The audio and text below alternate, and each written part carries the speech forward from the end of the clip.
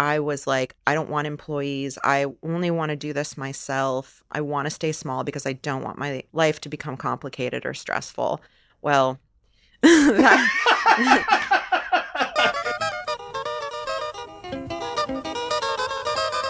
Hello and welcome to Did I Do That? It's a podcast about graphic designers and the mistakes that we make on the way to making just about anything at all, because it's all part of the process. I'm Sean Schumacher, and joining me today, a very special guest. She's an illustration powerhouse who has done work for a client roster including the Museum of Modern Art, REI, Chronicle Books, Harvard University, Wired Magazine, the U.S. Postal Service, and the Library of Congress, among many others. She's written 10 books, including Finding Your Artistic Voice, The Essential Guide to Working Your Creative Magic, A Glorious Freedom, Older Women Leading Extraordinary Lives, and Art Inc., The Essential Guide to Building Your Career as an Artist. These days, she works here in Portland, and you can find her work just about everywhere, including the amazing Cargo Emporium. It's Lisa Congdon. Hi! hi. It is such a treat to have you here. I mean, Thank you. on this beautiful sunny day that you're spending isolated in this windowless room. Hopefully for not more than an hour, but not that I don't really look forward to talking to you, but it is gorgeous out. It really, it's too nice a day. Listeners may not realize, because this is going to come out fully a month after we're talking, but like, this has been one of the bleaker, I think, winters that we've had, and we've had a number of stinkers. Yes. But this one has been especially great. So that we have such a beautiful day, flowers blooming, birds singing. Sky is blue. The rats that live in this building are dancing. Yeah, that's how happy. celebratory they are. But it is also spring break, and there is no hotter spring break destination than Portland, Oregon. Truly, it's where MTV goes to party every single year. And it's toned down a lot, I think, from what it was, like, you know, the big stage on the beach. Now it's just sort of like a guy in a coffee shop on his laptop trying not to make too much noise. But also, you know, like, the headphones are turned up pretty loud. So if you're sitting next to him, you can really hear what's going on. But you, Lisa, were a teacher for many, many years. Do you have any big spring break memories? Admittedly, you were an elementary school teacher, so it's a little bit of a different thing, but... It is. I mean, by the way, I was having this studio sale a few days ago on the weekend, and this woman came in to shop, and she told us that she was a teacher, and she was looking for some things for her classroom. And the gal that was helping me was like, "Oh, is next week your spring break?" And she said, "Yes." Oh. And she said, "What are you doing?" And the woman was like, looked at her like, "What am I doing? Like, I'm literally going to stay at my house and try to recover a little bit before I go back to school in a few days." You know, back in the day, I would do a lot of that. Like, I think when you teach school, you have so little time to rest. It's a really intense, all-consuming job that goes outside the hours of the school day. So much so. Yes. I mean, no matter what level you teach, it's pretty intense. And I think that, like, spring break was probably like recovery week for me. Yeah. Maybe occasionally I would go on a small trip if I could even afford it, because also teachers don't make very much money. So no. Unless you're married to somebody who can support your vacation habits. Yeah. Yeah. So I think that is really my experience with spring break as an adult too. Like, really, the kid economy on the spring break side is really very party focused. And I think all I want to do is just sort of lay on my couch under a blanket. But you don't, like, here, I think we have a very unique problem, which is we have, instead of semesters like a normal school, we do terms. And so, like, spring break is the dividing point. So you literally have to grade and then start up your next class through it. So there's no break at all. It's terrible. So, you know, this is the horrible truth, students, about spring break. If you're wondering, like, what are your teachers up to? Are they going out to Cabo San Lucas and partying? The answer is no. We're very tired. Yeah. We're so tired. It's recovery time. And barely that. Yeah. Barely that. But I think, like, that gets to kind of essentially where you started out career-wise, Lisa. But, like, where did you kind of, like, get your initial interest in drawing? Was that as a kid? No, actually, not at all. Every kid has this sort of, like, childhood mythology, the family mythology about them. And mine is that, you know, I mean, I look back now and I realize I was a pretty creative kid, but I was also the kid who was like outside playing with the neighbors. I was definitely doing a lot of make-believe stuff with my sister, who's 2 years younger than I am. And I can see that as very creative work. Like we probably could have had our own show or podcast, as children. We were very silly and funny. But I wasn't into visual arts at all. In fact, in my family's sort of story, I'm was dubbed as the least creative one. Interesting. Yeah. Both my siblings were put in the gifted and talented program. I wasn't even tested. My mom was like, "Oh, you're a hard worker," and I'm like, "Okay, note to self. I'm not gifted, which means I'm not creative." And, so that was sort of like the message I got that I think really kind of prevented me from what I might have done at an earlier age. Yeah. And I'm not blaming my parents, like they're doing the best that they can. So a little background, my mom, speaking of my mom, she's definitely a creative person, like an artist, not a like painter, wasn't drawing, but she was a fabric artist. She had a loom. This was in the 70s. Oh, really? Wow. Yeah, she was a weaver, like all this stuff that's really cool again. Yeah. She was doing. She was like the OG. And truly, like, could be showing in like major galleries now. Yeah. So like Kate Bingham and Burt, who her mom also like was very crafty and making cool things. And we often talk about like how cool our moms were when we were kids. So I was surrounded by creativity, and my mom was always giving us, fun projects to do, because back then there was no internet and like barely any television. This is in the 70s. And so you have unlocked. I want to circle back to the terrible thought that there are kids out there who are making podcasts right now, and I made comics as a kid and I posted them to the internet, but the idea that there's some kid that is, spending 6 hours in Descript cutting audio is so terrifying. I know. And I think of all the things my sister and I probably could have done with our warped sense of humor back then.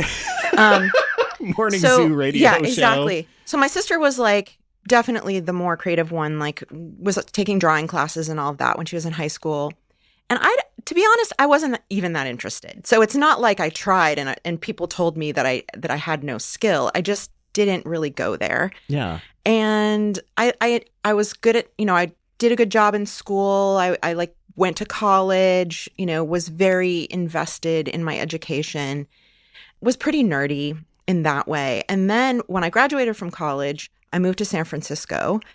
And within 2 years, I met the woman who would become my partner for the next decade. Wow. She was a graphic designer and a painter. Oh. And she also grew up in New York City in Greenwich Village.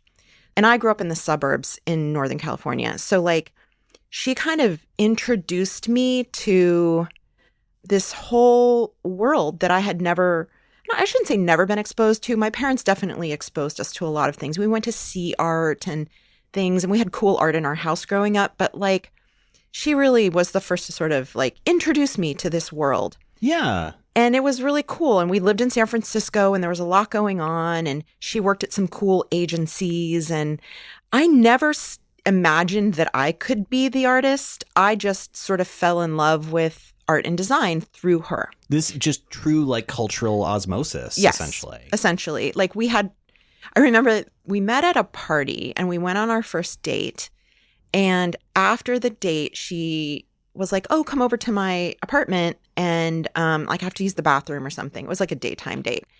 And I walked in and I just remember like, I think it was when I fell in love because I saw these like cool graphic design posters on the wall and like she had this stuff that was like, that I was like, oh, this is what it means to be cool and have an aesthetic. Yeah. And she also had great style.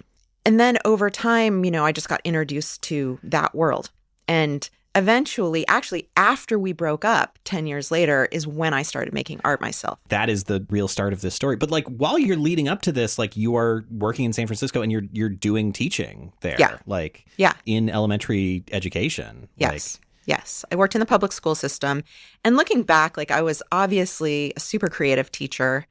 And my students, I'm in touch with some of the students that I taught who are now in their 40s, which is so weird. I'm 57, so this is the same experience that I had all growing. Because my mom is an elementary school teacher, and we would be going out to eat, and the server would come up and be like, Mrs. Schumacher? And this person who, like, to my eyes was as old as my parents, even though that's simply not possible. Yeah.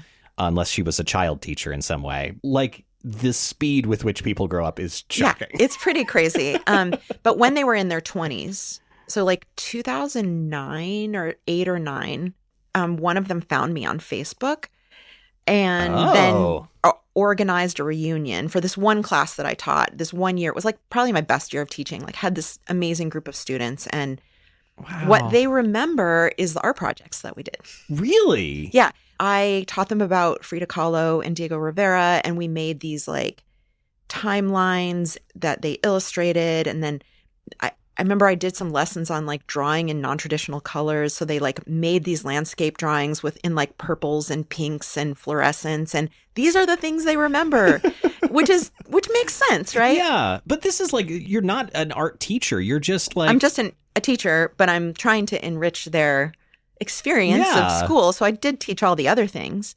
But that's what they remember the most. And I realized like I was an artist before I identified as an artist because I was like teaching art and interested in art. I was an art consumer. Yeah. And then after I got out of that relationship, it sort of imploded at one point, and I kind of found myself like single for the first time in my adult post-college life. And, I was kind of searching for something to give my life meaning, and I kind of found creative projects. I got a DSLR camera. It was a film camera at the time. I ended up also getting a digital camera at some point, and I went to work part-time for a photographer. Oh, interesting. Because I was exploring that, and then I was doing a lot of sewing, and I just was sort of exploring all these different things. And that was around the time this was in the early 2000s, so it was like when the internet was becoming a space for the DIY movement and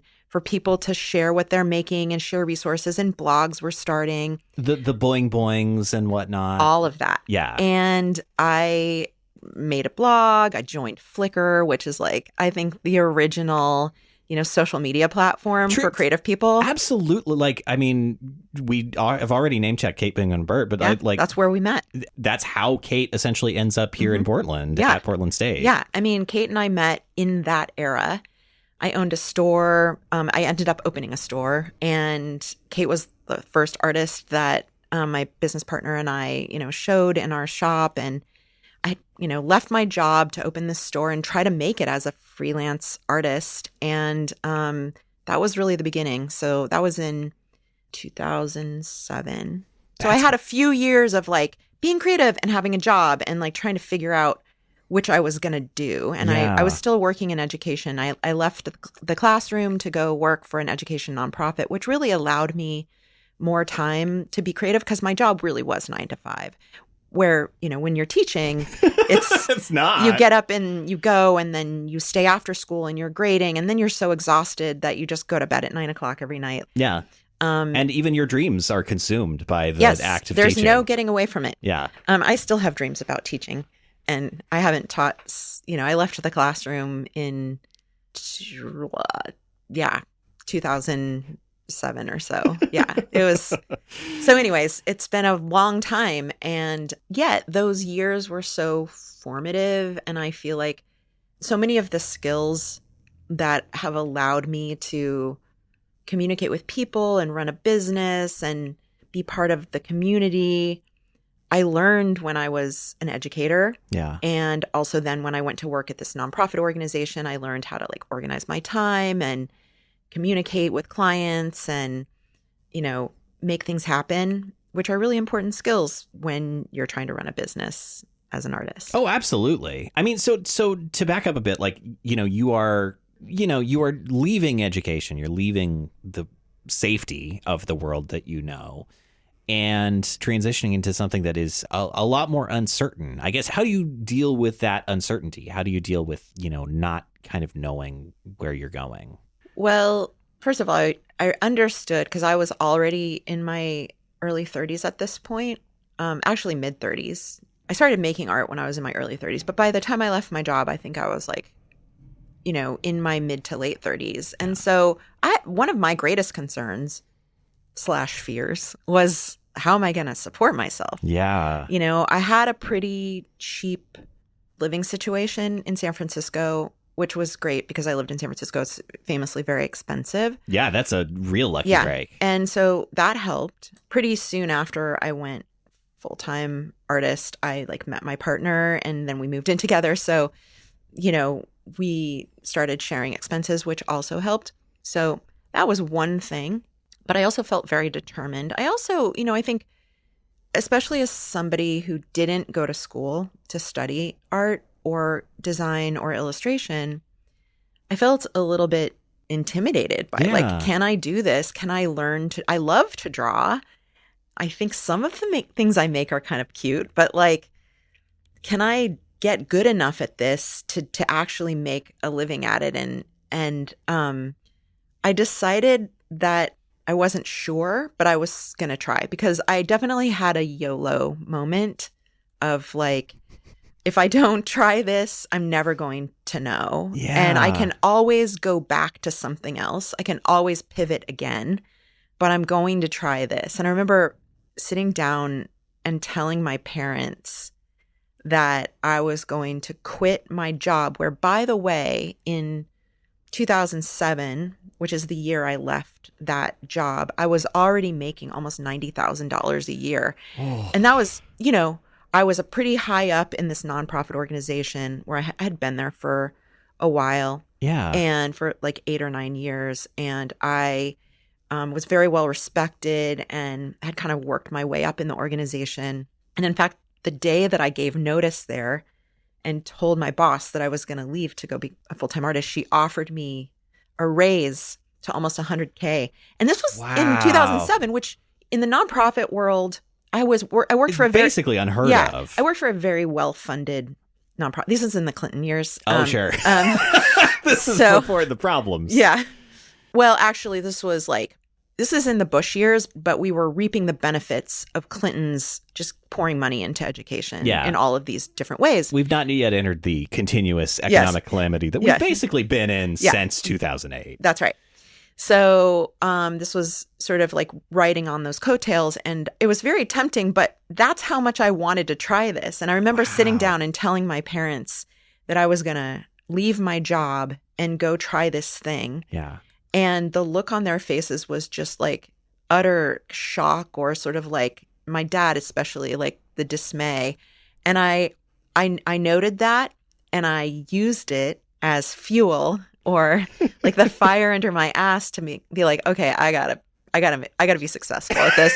And I remember the moment when I first made 6 figures one year. I was okay, now I make more money than I made when I, was working at the nonprofit. Yeah. And so I definitely I'm a Capricorn. I'm also very sort of motivated to do well at whatever I try. I sort of go all in. And so, it was bound to happen. And the good news is I loved it. I did notice that the more I practiced, the better I became at drawing. The more refined my style became, the more me, my work became, the more recognizable. And then from there, I was also sort of at the precipice of the internet becoming a space to share work, and then things really took off for me. Well, and that's what I was going to say. I think a lot of folks who go through kind of design school, you have the community that you build, and that is part of what elevates you. But especially early Flickr, that's such a intensely creative community in which people are, I think, very generous with their time and their comments. It's not folks who are on the internet now. I don't think there's a space that is like what that was. Yeah. I met all of these people who really gave me a picture for what my life could be like. People who were already full-time artists. Yeah. Some of them were also teaching. And people who are also just like me, trying to figure out, can I do this? And I just met so many people because the number of people trying it was so small. we all sort of knew each other. I mean, now, so millions of people are trying to make a career out of their creativity, which is amazing. Yeah. But at the time, it was like we all knew each other. Even people in Europe and in Australia, like there was this community of people. And I'm still friends with a lot of those people today, which is so cool. Or I'll like run into them online in various places. But I think that if I hadn't had that, I might not have taken the leap.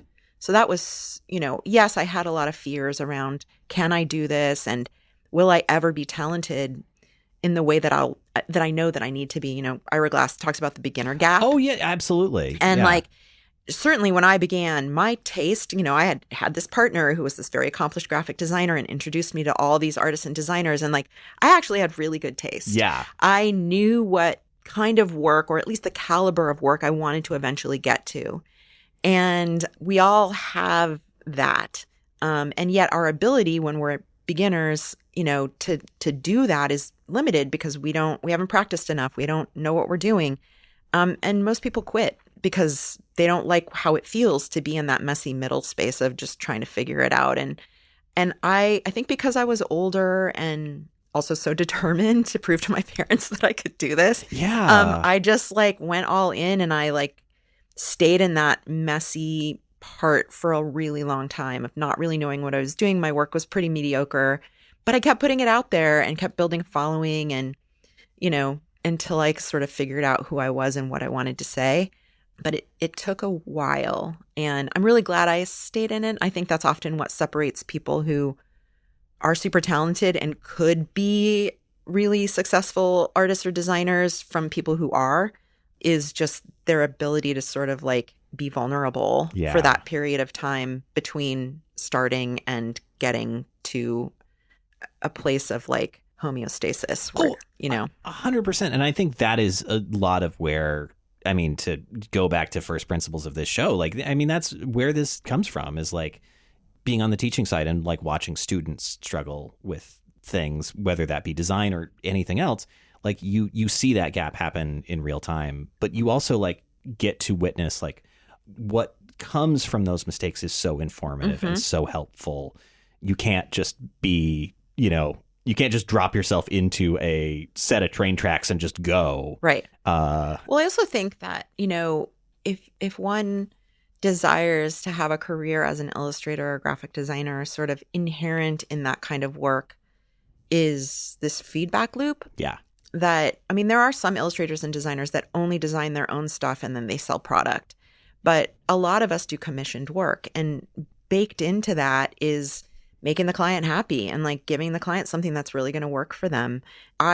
Because I sort of developed my grit in terms of like not being very good at something, but working really hard to get really good at it. Like by the time I became a professional, I was like, oh, I can take feedback. I can roll with the punches. This isn't personal. This is just me like trying to make the best work I can. And I'm not always going to get it right on the first try. Yeah. And I feel like it was really good practice getting to that place. And that's why I think a lot of people don't want to be illustrators or designers who do commissioned work, because it is a lot of like negotiating with the client around aesthetic and look and feel and all of that stuff, and taking their feedback and making the work better, and like being open to the way somebody else sees something and all of those things. Well, yeah. And I think even in illustration, even more than like straight up design, because like there is so much nuance that is involved, and that nuance can mean completely throwing something away. Yeah. Like you don't have a choice.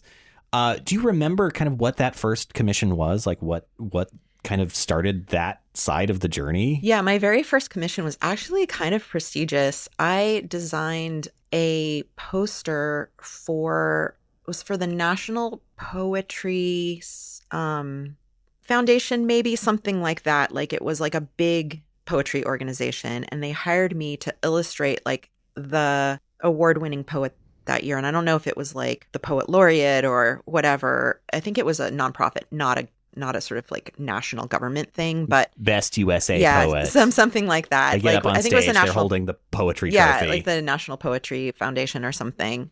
I'm probably botching the name of the organization, but it was a big deal. It was a big deal. And I was doing a lot of line drawing at the time. So I illustrated the poem, and that was like my first paid gig. I also had another very close to that on the heels of that. I had a show in a store. This is like, where you have shows before you show in a gallery. A store will be like, oh, we have this wall and we want to have art rotate in and out of it. Oh, absolutely. And I had a show at this store in San Francisco. There was an opening party. Somebody from Chronicle Books came and saw my work and one of my pieces, and they decided they wanted to license it to put on the cover of this, notebook. And the art also ended up on the cover of the catalog for Chronicle Books for that year. Wow. And, you can imagine I was literally a nobody. Like I had been making art for a few years, but like my work looked very different than it does now. And, I had a long way to go, but. And you're just in a store. Right. And then I ended up getting a contract with Chronicle to do some more stationery. Wow. And that's when I signed with an agent, because this agent that I ended up signing with, who I was with for about 6 years, she saw something in me, and I had this solid contract that she helped me with. And then she just sort of took me on as one of her artists and then really mentored me. But those two things happened in around 2007. I ended up signing with the agent in 2008. They kind of propelled my career forward. I mean, I still had a long way to go before I was making good money. I was pretty broke for a long time, but there was momentum. Yeah. Like it's starting from scratch, essentially building a business. Yes. Because I didn't go to art school or anything. I didn't have any contacts. I didn't have any. My world was like nonprofit world, education world, and I didn't really know anybody yet. So I had to sort of build it myself. Which is huge. I mean, that's a huge like thing to be going into. So you have your first commissions, you have your first like essentially momentum starting this business. Like, how do you sustain it? How do you keep it going and essentially keep a roof over your head, which is the scariest part of like. I did a little bit of freelance for the nonprofit that I quit. Yeah. I ran a part of that organization that they didn't end up rehiring someone for my position. I think they just shuffled some things around. And there was this body of work that I had been working on for a few years. They had me continue to work on it in various ways. Oh, interesting. Yeah. So I was doing some freelance work to help pay the bills. I also opened a store with a friend in San Francisco, which was mostly a store. We also had a small gallery for like emerging artists. That's where I met Kate and some other people who I still know today. And that helped, although, the store wasn't making a ton of money. So I would take a little bit of a draw every month. And then I opened an Etsy shop. So I'm not on Etsy anymore. I have my own full sort of e-commerce shop. But, I like threw a few products in there that I had printed at probably some janky print shop, like it was not, I didn't just really know what I was doing. Kinko's. Yeah, something like that. Yeah. And that was the beginning. And I just sort of like culled those things together until, I have an online shop now and a shop inside of Cargo and a wholesale shop. And what I make sometimes in one day or 2 days in terms of sales is what I was making in an entire holiday season when I started. Wow. And, I didn't have the reach. I didn't have the number of products. And of course, my work wasn't as good as it is now. There are all kinds of reasons why that took however long it's been, almost 20 years. Yeah. Well, Etsy, for example, was a much smaller thing. It was all people. I remember it was better in a lot of ways. Can I even sell something that I didn't make with my hands? Like, meaning like, can I sell prints? Yeah. Like it was so like strict about it being like a handmade marketplace. I was like, am I cheating by selling greeting cards that have my work on them? That's how different it was back then. It really, truly, like the complete tone change between just resold Temu stuff, which is all that is on Etsy now, it feels like. Totally. It is a much smaller like base of people that are using those things than a much smaller group of people that are even on the internet and like would go to a Flickr or something like that. That's right. being able to have a physical space is probably actually pretty important to the strategy too of like, well, how do I get myself out there and connect to people? I didn't like the store that I owned with my friend. We sold some of my work for sure, but it was mostly other people's stuff. It was a gift shop. Yeah. She wasn't an artist who was selling work. So she and I would curate the shop, with other people's stuff. And actually, we sold the store. Another person bought it, and now it's on its third owner. So the store still exists. Wow. We kind of established this brand that people got into. And for a long time, the second owner was continually selling my work at the store. Some people didn't even know that I didn't own it anymore.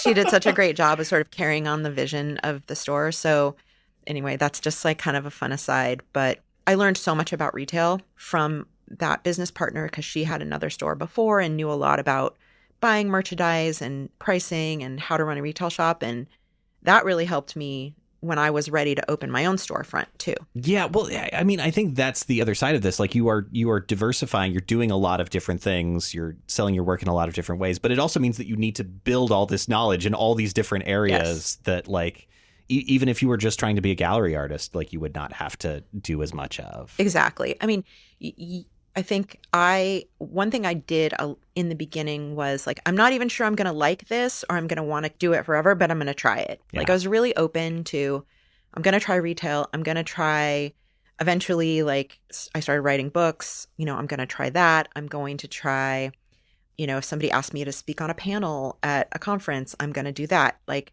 I'm going to say yes to everything.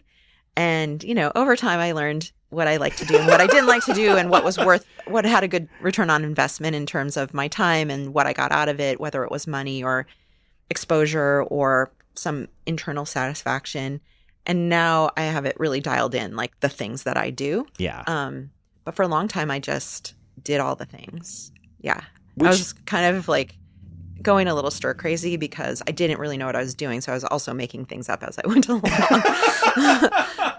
Now I coach other people on like how to do all those things, even the things I don't do anymore because I have so much experience doing lots of different things. Yeah. Well, I think that you've hit upon the other side of like when you step away from your job to try to do something else, like you have so much more time than you've ever had before. And it's a terrifying thing. It's so terrifying. Yes. I mean, I feel like I was ahead of the curve in many ways because I had all of this work experience. So like my sense of discipline, meeting deadlines, how to communicate with the client, if I had questions, not being embarrassed to like ask for more clarification with things. Like I had a lot of skills, like adult skills, because I had been a working person for a long time. And I think a lot of people who are just coming out of school, they're in their early to mid 20s and they don't have a lot of life experience. So a lot of those kinds of things are overwhelming. I mean, there are exceptions to that. People just have this sort of natural confidence, but,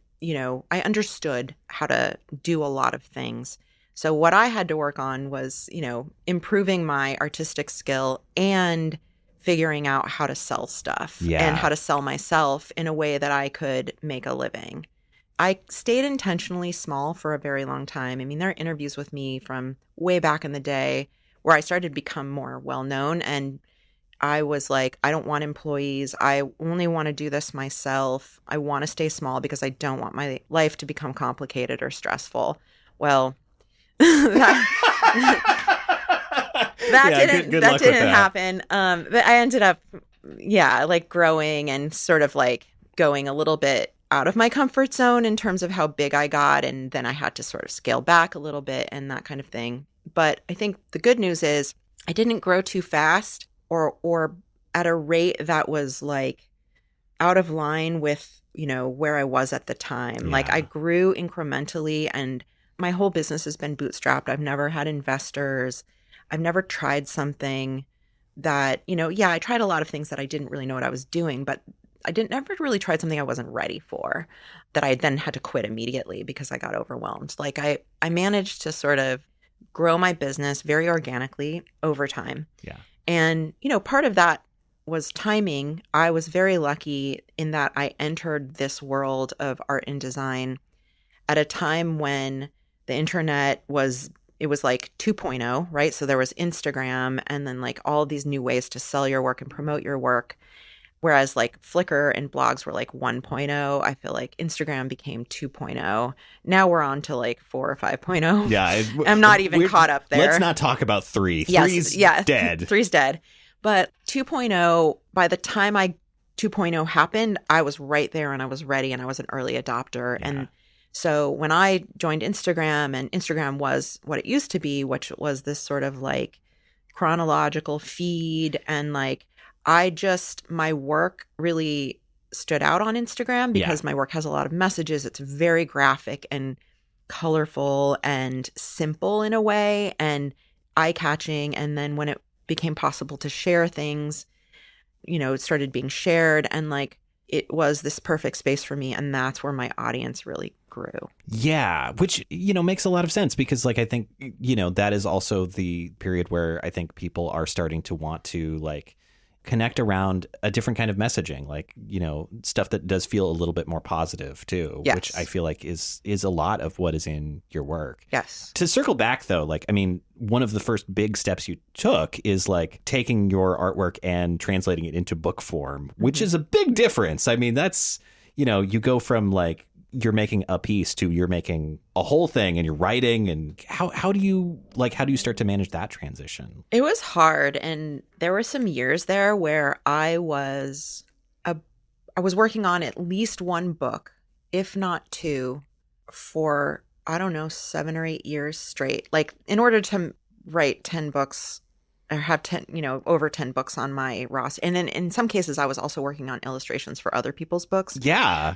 I was like always working on a book. Like I had one of my early books did really well, and no book has ever done as well as that book. And so once you have a bestseller, you get looped into making more books. And you're lucky if you have one that does as well as the first one. But that's why I have so many books, because Chronicle in particular, and I've made books with other publishers, but Chronicle in particular really believed in me and my vision, and they supported me. And I had an editor there who I'm actually working on another book with her now. Hey. She doesn't work there anymore, but now we're like collaborating. Yeah. So we developed a really close relationship, to the point where she was, at my wedding. You know what I mean? Like, yeah. So anyway, I think that it was like a big time management problem for me. I love to write because of all of my work in the nonprofit world. Like I did a lot of writing in that job, and I learned how to organize something like, okay, I want to write an article about this. Yeah. And I know it has to have this many points, and I need to pace it this way. And so making a book didn't feel that different. And I got into the act of writing, but it was very time consuming. And so juggling other projects that were going to pay the bills in the meantime became the issue for me. Yeah. That whole like mental shift of like you are not just like moving into a different like style of working. This is a totally different process. But like, yeah, it makes sense. That's probably the blog approach too, of like you're figuring out, well, what is this about? And what's the message? What are the points I'm going to make? And how am I going to construct that? And I had already had a lot of practice in writing, so that part came easily. And of course, you have an editor and they're helping you with all of it. And then you illustrate it. Some of my books don't have very much writing. They're all illustration. So in some cases, it was just like, how am I going to make, over 100 illustrations in less than this many months that I have to turn in the book? And so then I would make spreadsheets with like how many I had to finish a week in order to be on track. And so it became this big exercise in time management. And to make a living, and my work started to become in demand, I was also doing other jobs. Yeah. And it was a really hard time. I think that led to actually kind of quite a bit of burnout for me over a period of about 10 years. And I'm fully out of that now. I have so many boundaries around my time, and I delegate to my employees, but I have a business that allows me to do that. But for many years, I was working a lot of hours every day and had very little else going on in my life. Yeah. Which, I mean, knowing the number of balls essentially that you have in the air, that makes a lot of sense. Yeah. And nothing can prepare you for that. Like I had always had a job that was like a 9-to-5 job. I mean, the closest thing was maybe elementary school teaching, but even that was like, you still had a weekend, and, there was pressure, but this was next level. And I think, also when you're or at least the message is that your productivity is connected to how many dollars you're going to make in order to pay your rent or your mortgage and put food on the table. Yeah. More working all the time becomes the norm because you're like, well, I got to, because I can't take care of myself because ultimately I've got these responsibilities. And it became a huge relief to me once I started making good enough money to hire people and to give myself a little bit of a break, which is what I ultimately did. It was a bit of, I was on the hamster wheel. And when you're on the hamster wheel, as much as you want to get off and you talk about getting off, it's very hard to get off. Yeah. And I did eventually, but it took me several years. Well, and to be in a burnout cycle for that long, I mean, that is. Yeah. I feel like I'm recovered now. I have a little PTSD around it. Yeah. I work with a business coach now, and we had a meeting the other day, and she was like encouraging me to really go back into my marketing plan and just like think about how I could improve some of my sales. And I got really defensive, and then I felt really resistant. And with a coach, it's really important to just talk about the fact that you're feeling resistant to the advice or coaching they're giving you. Yeah. And so then what we unpacked was that I actually am a little bit traumatized from the years when I made a lot of money. Yeah. Oh, because I was working all the time and so stressed out. And, in the last 3 years, I've actually just like really, I'm still making enough money to pay 2.5, employees and like, pay myself, and like my business is thriving. But I had some really insane years there where I was doing so many client projects and working on books and like doing all of these things. And I was making really good money, but I was really stressed out. And I realized like, oh, I'm a little resistant to making more money than I'm making now, because right now I'm making enough to pay myself and my employees and keep my business going, but I'm not making so much that I'm working all of the time. Because to me, money equals working hard, right? Or working too much and being stressed out. And the incredible, exciting trap that is American capitalism. Yeah, exactly. And I'm like, and she's trying to convince me that you can actually like make more money without working harder. And I'm like, well, I'm not sure I believe that, but okay. And also I'm sort of like, I like the way things are right now. And so I'm gonna so it's an ongoing discussion with her, but I do feel like I have some trauma around those years where my career blew up and like every company was coming to me saying, we want to work with you and want to collaborate with you. And I was like, yes, yes, yes, yes. And meanwhile, I was like dying a slow death inside because I was working all of the time and like not sleeping well and so strung out and exhausted. And I finally, in 2022, I sort of started this like path toward like really just letting go of all of that, even if it meant, I didn't know what it meant, but I was going to try to like sustain my business, but really be judicious about what I said yes to and what I said no to, and my time and my, I only work 4 days now a week, and I don't work on the weekends, and I'm very careful about what I take on, and I have a lot of spaciousness in my life. Yeah. And I still have this functioning business that I love, and I feel so happy. And so when she's suggesting to me that I should do more, I'm like, no, we're good. So yeah, there was definitely some trauma going on from those years. I don't know if I would be where I am now if I hadn't done that. So it's kind of a weird thing to reflect on, but it is what it is. And I'm so grateful for all of those opportunities, but I'm also 57 years old, and like I'm starting to think about retirement. Hey. I'm like, what in 5 years, where do I want to be? Or like, yeah, how do I want to wind down my career so that I can then just go ride my bike all of the time, which is my greatest love outside of art. I was going to say, that is truly like, if there's one thing that I know about you from following your Instagram, is that you are biking all the time. Well, I haven't been for the last 4 months because I got a double knee replacement, the first in October of 2024 and the second in December. And I'm back on the bike now, but I can't really I have to build back up, not even my cardiovascular fitness, but my knees get really sore after about an hour and 15 minutes on the bike. So, and then I can barely walk afterwards. So I got to be really incremental about it. But the goal of a knee replacement is to eventually have no pain, because I had very severe arthritis before. in my knees. So I just haven't gotten to the no pain part yet. It takes like a year, so it'll be a while. That you are like even doing this well, I mean, is pretty remarkable. Thank you. You know, that is, my mom definitely has some knee health issues. My brother has some knee health issues. That's some serious stuff. Yeah, it's well, the surgery pretty is debilitating. Yeah, the surgery is really intense and takes a long time. And right now I'm in the place where I'm still in slightly more pain than I was before the surgery. Like compared to when right after the surgery, there's no comparison. But supposedly in 6 to 9 months, I'm not going to have any pain at all. It's very hard for me to imagine because I'm still in the messy middle, of like, oh, I'm healing and I know I'm going in that trajectory with my new knees, but my body is still getting used to having the new knees. All of the ligaments and tendons and muscles that got cut in the surgery are still healing months later. And it's an exercise in patience. But the goal is that I can like go hammer up steep hills again on my bike. And, I'm starting to see the light at the end of the tunnel, which is really nice. And that's the cool thing about like the last few years and the pandemic. My business was doing really well during the pandemic. I have a business that has thrived in times of despair for people because I make things that have positive messages. Yeah. And also puzzles and embroidery kits and things that people like to do when they're bored. Joyful things. Yeah.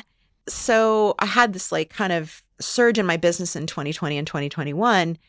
And, that was sort of the apex of like, oh, crap, I got to get off this hamster wheel. Yeah. And part of what I did during that time was I started like spending all of this time on my bike because there weren't very many other things you could do or ways that you could socialize with people other than being outside. And so people formed walking groups and cycling groups. And that's what I ended up doing. And then I just like started, by 2021, I was like racing my bike. Like it never even occurred to me that I would race a bike 2 years earlier. And now I'm just kind of gone off the deep end, but of cycling and racing, and I love it. But the cool thing is, it's given me something outside of work and art to like be in my body and focus on. I think when you become so consumed as a designer or illustrator in your work, and it becomes your whole identity and your whole life. I mean, how lucky are we that we get to do this for a living, like, or teach other people how to do it, or, all the things. It's so cool. Like I pinch myself every single day. I'm so lucky. I love to draw. It never gets old. I absolutely love doing what I do. And it can become everything. Yeah. And that's also not healthy. And so now I have other things in my life that bring me joy, and I have deeper friendships because I have more time for friendship now, and like so many things that are great. Yeah. Well, I think like to go back to even to, thinking about when you're starting out, you're trying to build all these like different diverse ways of sustaining yourself, like through the early stages of this being your career. And like that creates a lot of work, but it also means that like the thing that initially gave you joy is now being funneled into these other things, and the joy well runs dry at a certain point. And, the irony was I was like making all of this work about, mental health and living a joyful life. And I was certainly being honest about my burnout, and my audience was pretty aware of that I wasn't necessarily living a joyful life. That was my goal.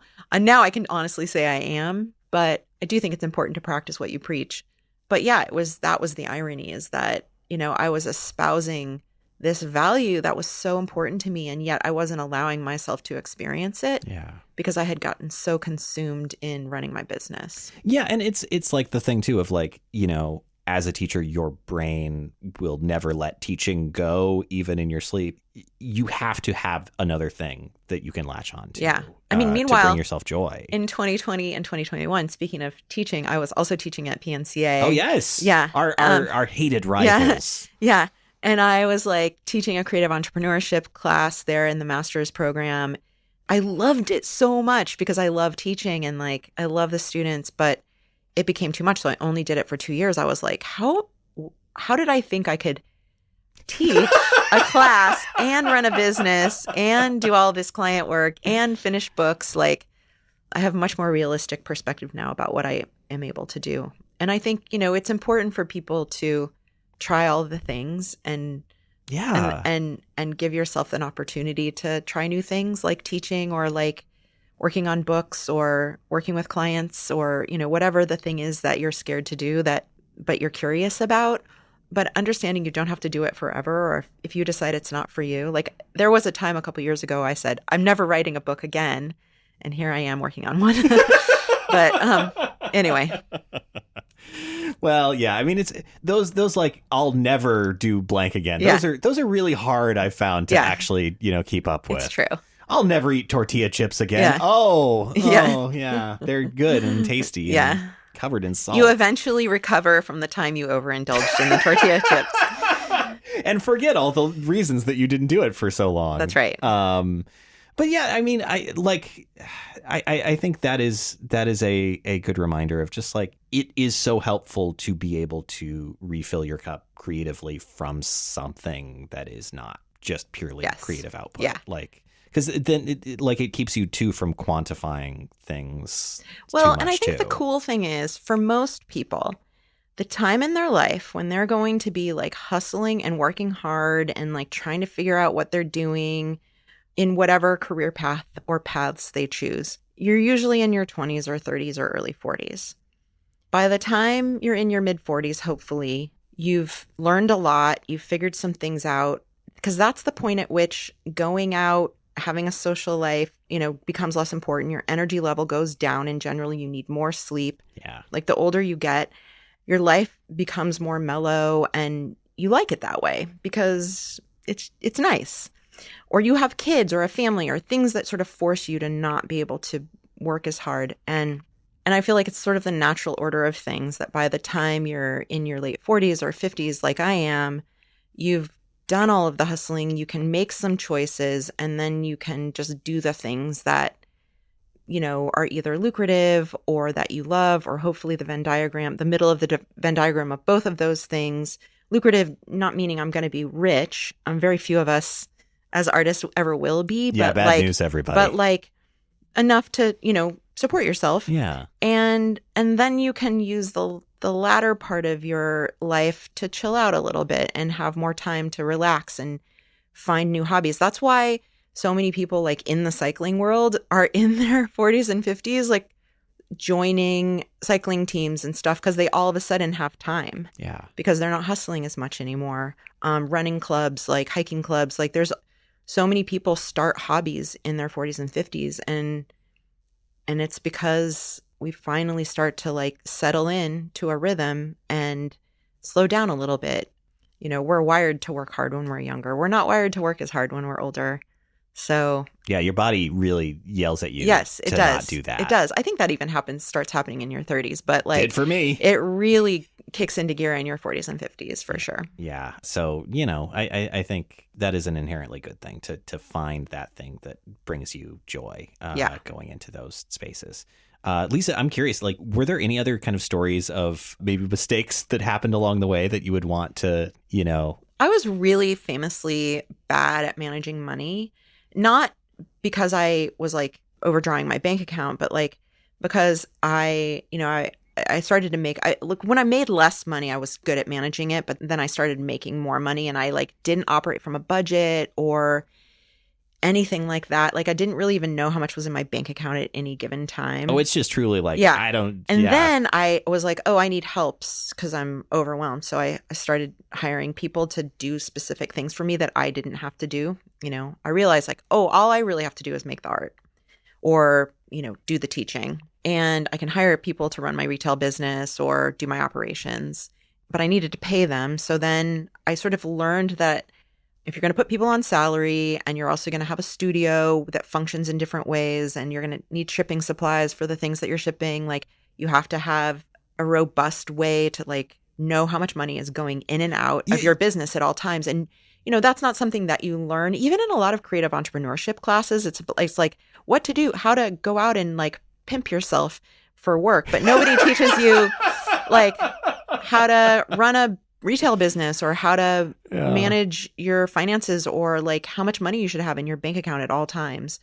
What are your operating costs, like figuring all of that out. And it took me years to get to the place where I finally worked with somebody to do that. And now my whole business functions pretty tightly. Like each of my employees has their own budget. They're responsible for certain things.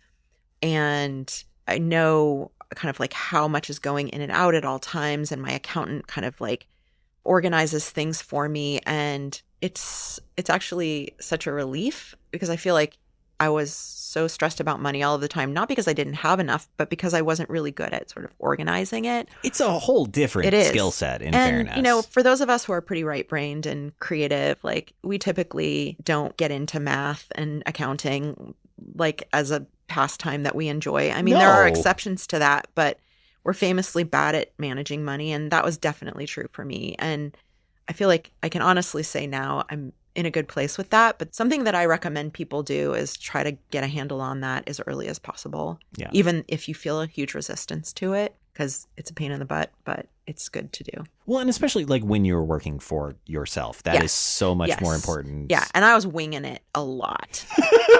A lot in the beginning and then even in the middle years. And now I'm like not winging it anymore. So that's good. Yeah, that's where you want to be, ideally. Well, thank you so much. Oh, you're so welcome. Here, Lisa. This was such a pleasure. It's a pleasure to have you here. Where can people find you if they want to find you? Well, I have a website, lisacongdon.com. It's mostly my e-commerce site, but you can check out my work there, and my classes are on there as well, links to my classes. I do have some online classes and run a few coaching programs where I work with different artists around entrepreneurship in all the ways. I am on Instagram.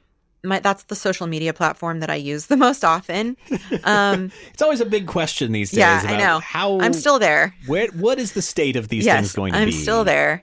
And as you mentioned earlier, I have a shop inside of Cargo Emporium here in Portland. That's like just like a storefront that's mixed in with lots of other storefronts inside of Cargo. If you've never been there, it's such a wonderful place to walk around for an hour. Just truly a maze. And it's like, I mean, this at their old location, that was one of the very first places I ever went to in Portland. And I just remember being like, this exists? Yeah, and it's like parts of it look like a museum. Yeah. So yeah, that's like those are the three sort of main places that I hang out. Yeah. Well, thank you again for being here. And listeners, go get some stuff. I was actually noticing, I was in New Seasons the other day, and I've noticed that you had I think it was a sock collaboration with someone in New Seasons. Oh, no. Well, I did a collaboration with Sockatumi, and Sockatumi is a local company. So they were probably selling my socks. But I did just do the murals inside of a brand New Seasons that's opening in Hillsborough. So there's 3 gigantic murals. I didn't paint them. They're printed that I did inside that store. They're working every time they open a new location now, they hire a different local artist to do the artwork. So I was lucky enough to do that store. That's awesome. And that opens in April 2025. So you can go check out my work there too. I will be there because I've been to every New Seasons because I am a very specific kind of nerd. You will love this one. They have a pizza oven and an espresso machine that is insane at this new location. Do they have the Dole Whip as well? I don't know. The Dole Whip is one of my favorites. Thank you again. Of course.